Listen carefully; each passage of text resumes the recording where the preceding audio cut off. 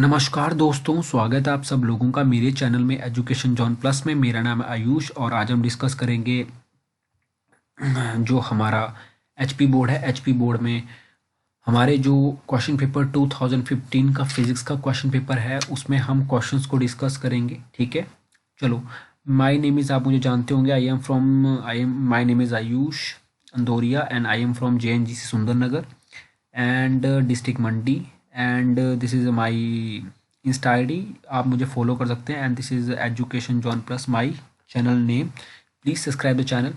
अब हम बात करेंगे, सबसे पहले इंट्रोडक्शन आप पढ़ सकते हैं, कोई फालतू बकवास नहीं होगी। ये 2015 में पेपर आ चुका है, मैं सारे 2020 तक सारे पेपर कराऊंगा। 60 नंबर का पेपर आता है, 40 नंबर आपके प्रैक्टिकल के मिलते हैं।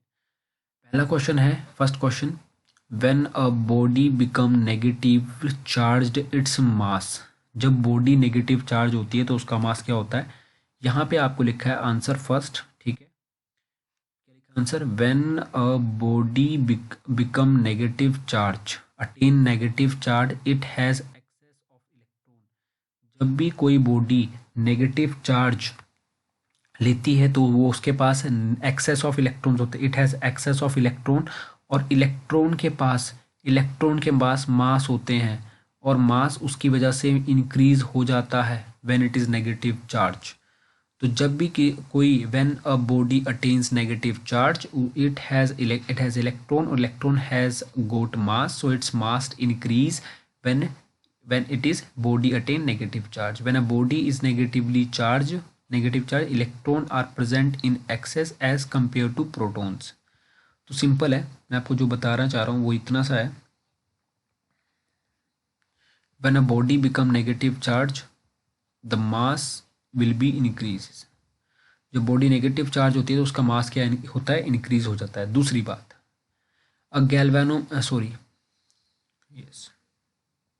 दूसरा question, a galvanometer can be converted into voltmeter by providing.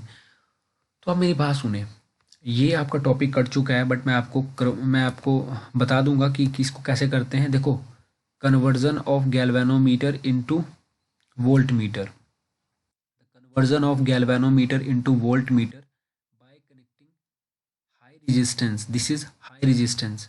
Galvanometer can be converted into voltmeter by connecting high resistance को कहाँ लगा रहे हैं, सीरीज के साथ। इस गैल्वेनोमीटर के साथ लगा हुआ है सीरीज में, ये देखो, bye connecting high resistance in series. ठीक है, ये आपका क्वेश्चन मैंने करा दिया और ये क्वेश्चन भी मैंने आपको करा दिया। अब थर्ड क्वेश्चन की बात करते हैं, the phase difference between voltage and current in AC circuit containing register. कि भैया फाई, जो हमारा फाई होता है वो कितना होता है किसमें, जब रजिस्टर विच के कंटेनिंग रजिस्टर। तो phase difference in a pure, अगर आपके पास ओनली रजिस्टर हो और रजिस्टर में क्या होता है, रेजिस्टेंस होता है जैसे ओहम, तो मतलब वो प्योर ओहमिक है और उसके बीच में there is no phase difference, तो मतलब फाई क्या होगा, फेज डिफरेंस क्या होगा, जीरो। मतलब कोई कह रहा है कोई फेज डिफरेंस ही नहीं है, मतलब जीरो है। ये आ गया आंसर आपका। अगली बात करते हैं, इलेक्ट्रोमैग्नेटिक वेव्स आर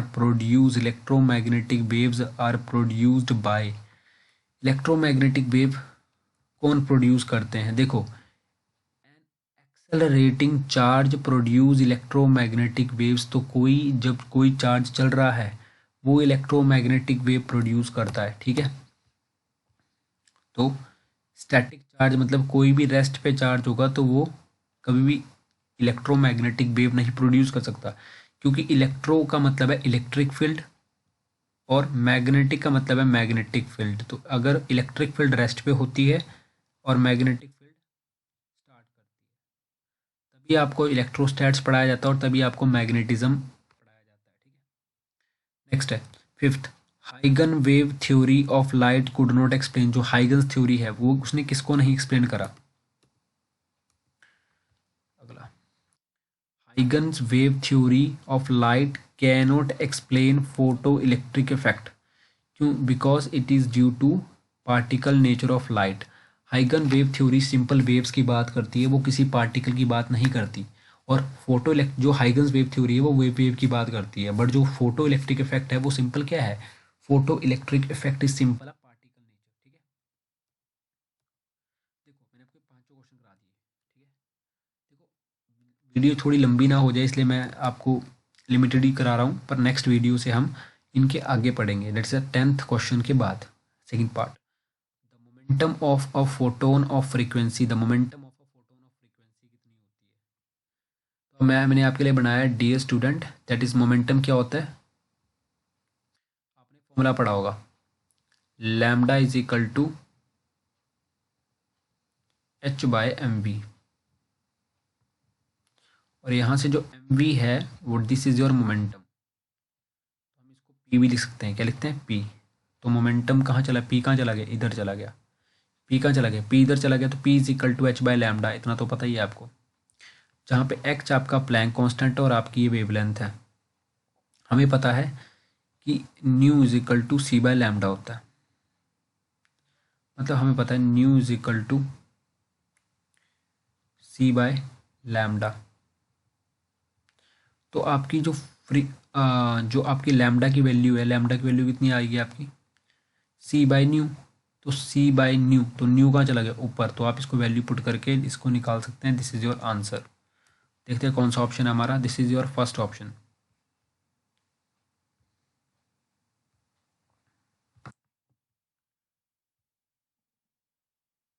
ठीक है, अगला,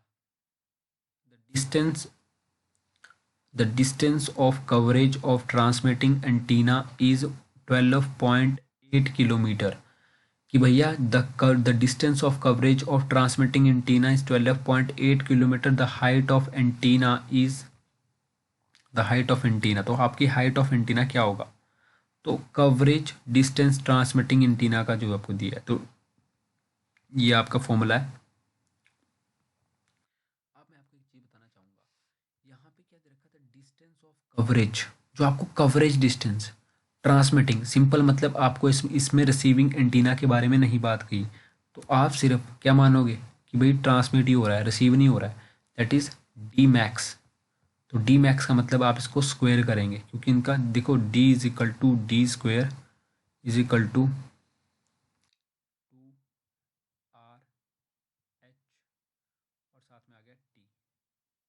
ठीक है, इस जगह से रूट हट गया, तो डी कितना दिया आपको क्वेश्चन में, the distance of coverage of a transmitting antenna 12.8 kilometre.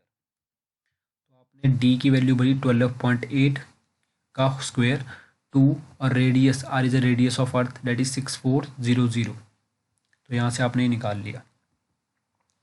Next है आपका क्वेश्चन, नेक्स्ट है मोडम। मोडम क्या करता है, क्या कन्वर्ट करता है, मोडम कन्वर्ट्स। देखो ये आपके मोडम होता है, ये आपका मोडम दिया है, ये भी दो फिगरें हैं मोडम की है। What is the role of modem, तो मोडम की the role of modem is to convert analogue signal को किस में कन्वर्ट करता है, डिजिटल सिग्नल को, और डिजिटल सिग्नल को किस में कन्वर्ट करता है, एनालॉग सिग्नल में। Modem contain a modulator as well as demodulator, तो मोडम मॉड्यूलेटर भी कंटेन करता है, डी मॉड्यूलेटर भी कंटेन करता है।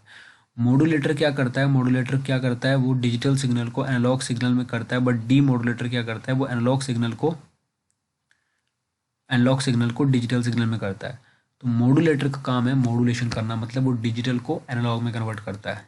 तो हमने अभी पढ़ा कि what is a modem convert करता है एनालॉग सिग्नल को डिजिटल सिग्नल में।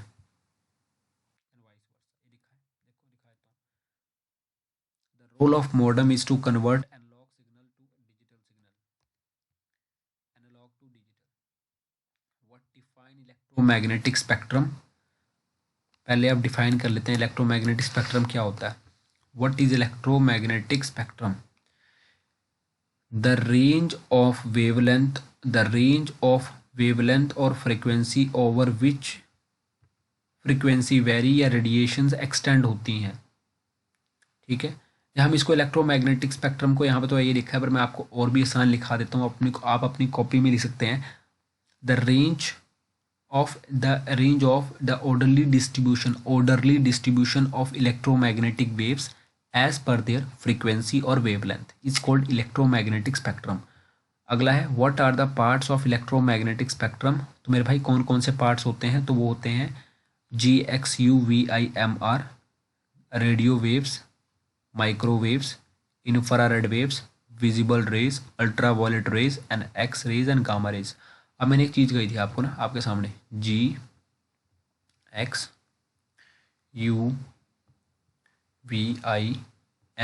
आप उलझ के होंगे कि ये क्या है। जी का मतलब है गामा रे, जो ये है। एक्स का मतलब है एक्स रे, यू का मतलब है अल्ट्रा वायलेट रे, वी का मतलब है विजिबल रे, आई का मतलब है इंफ्रारेड रे, एम का मतलब है माइक्रोवेव्स, आर का मतलब है रेडियो वेव्स। ठीक है, ये हमारे पास।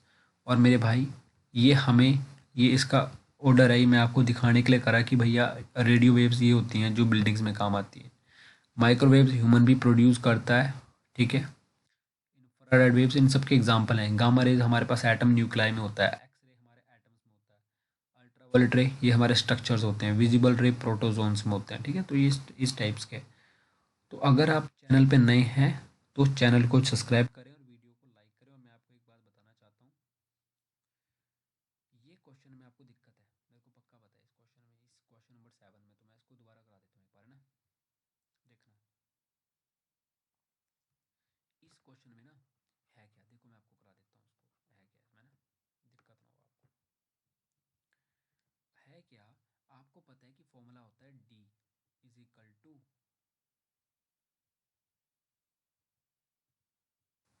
D = dt, ट्रांसमिट करना और फिर क्या करना, उसको रिसीव भी करना। ठीक है, अब आपको डी की वैल्यू पता है। डी क्या होता है, रेंज ऑफ ट्रांसमीटर, क्या होगा, रेंज ऑफ स्क्वायर रूट इसके पूरे पे है, स्क्वायर रूट 2RH फॉर्मूला है, स्क्वायर रूट 2RH। तो व्हाट इज द डी, आपका डी क्या है, डी आपका है स्क्वायर ऑफ रूट 2RH, और ट्रांसमिटिंग की बात है तो T plus square of root receiving है। देखो रेडियस अर्थ का बिल्कुल सेम ही रहता है, इसमें चेंज नहीं आएगा। हाइट किसकी है, रिसीविंग की, ये है अपनी। अब ये आपका फॉर्मूला बन गया। अब मैं कोई और लेता हूँ, देखो समझाने के लिए। अब सुना, मेरे क्वेश्चन सुनना ढंग से, बिल्कुल आराम से। यहाँ पे the distance of a coverage transmitting antenna, यहाँ पे सिर्फ एंटीना की बात हुई है, यहाँ पे रिसीविंग की तो बात ही नहीं हुई। देखो सिग्नल निकला ट्रांसमीटर से बट रिसीव नहीं हुआ, मतलब यहाँ पे रिसीवर क्या है, जीरो। यहाँ पे हाइट कुछ भी नहीं दिया है, माना टू कांस्टेंट है, आर रेडियस ऑफ अर्थ दिया है, बट रिसीवर तो दिया ही नहीं। तो रिसीवर हाइट ऑफ रिसीवर क्या, जीरो, क्योंकि दी नहीं है तो लेनी भी नहीं है। तो ये पूरा क्या हो गया, क्योंकि एच आर की वैल्यू जीरो है तो पूरा जीरो मल्टीप्लाई होगा, तभी हमने लिखा है इसने डी मैक्स। मतलब इस केस में अगर वो रिसीव ही नहीं हो रहा है तो कोई लॉस नहीं हो रहा है, वो जाएगा ही नहीं, वो ट्रांसमिट ही नहीं करेगा, जिसका मतलब हो जाएगा square root is equal to 2RH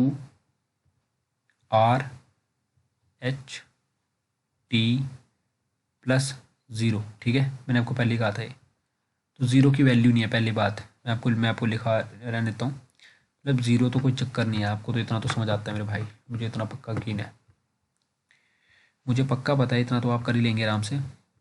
देखो ये है, अब आपको पता है यार स्क्वायर रूट है, तो आप करेंगे स्क्वेयरिंग बोथ साइड। तो स्क्वेयरिंग करने से क्या हुआ, डी का स्क्वायर आ गया, डी स्क्वेयर, उसके बाद क्या हुआ, यहाँ हुआ टू, यहाँ हुआ आर, यहाँ हुआ H T, height of transmitting antenna.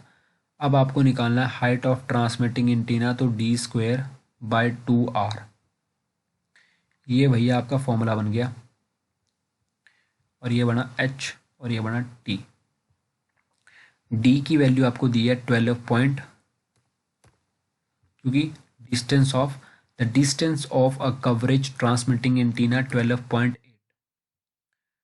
तो ये आपको कहाँ दी है, ये दी है 12.8। तो यहाँ डी की वैल्यू क्या है, 12.8, और रेडियस ऑफ अर्थ क्या है, ये भी दिया है कितना, 6400 kilometre. 6400 kilometre. What is this. तो ये आपके पास दिया है। अब कुछ नहीं करना आपने, ये आपको मैंने बता दिया। इस क्वेश्चन में दिक्कत थी, आपको कहीं दिक्कत हो आप मुझे फ्री ऑफ कॉल भी कर सकते हैं। मैं आपको अपना मोबाइल नंबर सेंड कर देता हूँ यहाँ पे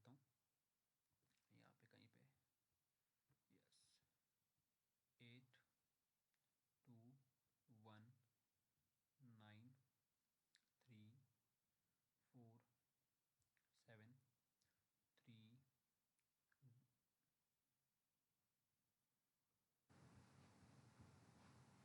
1 मिनट। तो फ्रेंड्स जल्दी से नंबर ले लेता हूँ आपको मैं अपना, जल्दी से देखो मेरा मोबाइल नंबर है। 1 मिनट इरेजर करता हूँ आपको। सॉरी फ्रेंड्स, जल्दी ज़्यादा लेट हो गया आप। 821934।